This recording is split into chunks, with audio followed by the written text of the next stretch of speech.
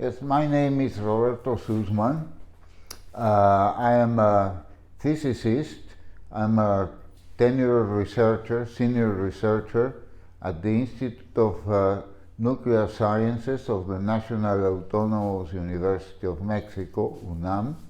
I have a career of 30 years. My main specialty is theoretical cosmology and astrophysics, but I have done research in other areas of physics, and now I am also researching in aerosol physics applied to specifically non-combustible nicotine delivery products. The activation of the devices, whether it's an electronic cigarette or a heated tobacco product, it's based on physical principles.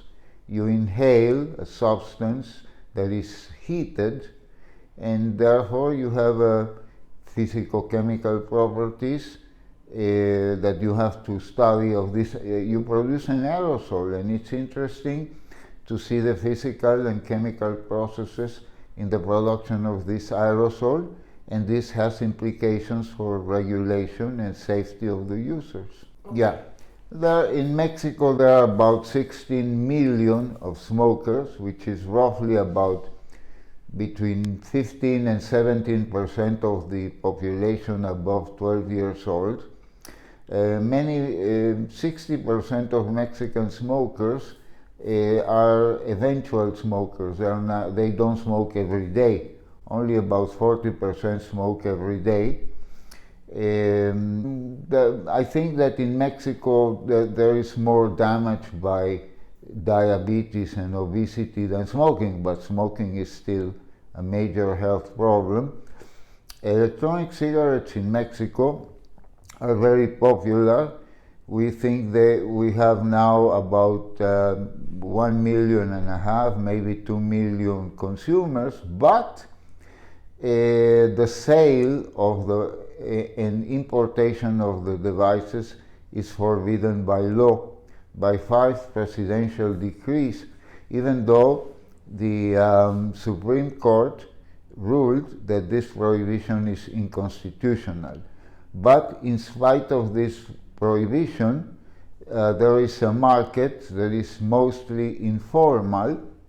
It is a gray market. It is not yet criminal, but because there is no regulation, so we really don't know what sort of products are a lot of consumers using. Some vendors self-regulate, but there is a large amount, especially now, there are many disposables in the streets, and because there is no regulation, we really don't know what they are vaping. I have, together with other medical doctors and activists and other scientists, is to provide information, because the government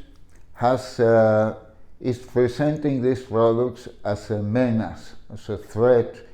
They describe them as lethal, as more dangerous than cigarettes. It is politics. You have to provide this information, and regulation has to be based on this information. Yeah, it has been a very good experience. I have already published articles with Professor Polosa.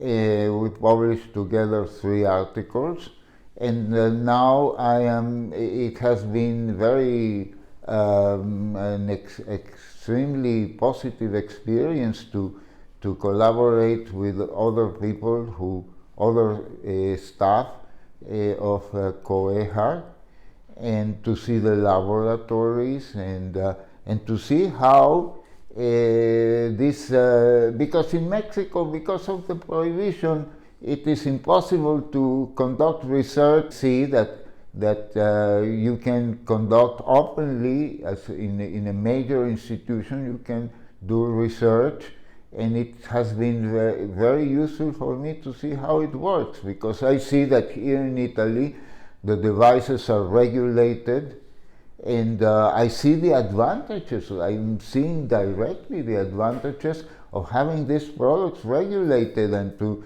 having information available to everybody, right? And I have seen now in Italy a situation like that I would like to see happening also in Mexico. First, I love Catania. It's a fantastic food.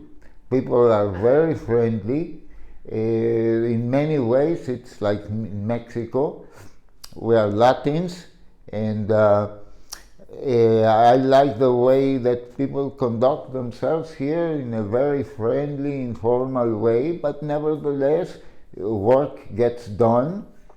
And I have been very well hosted by everybody here in Catania. It has been from a human point of view, it has been a very happy experience.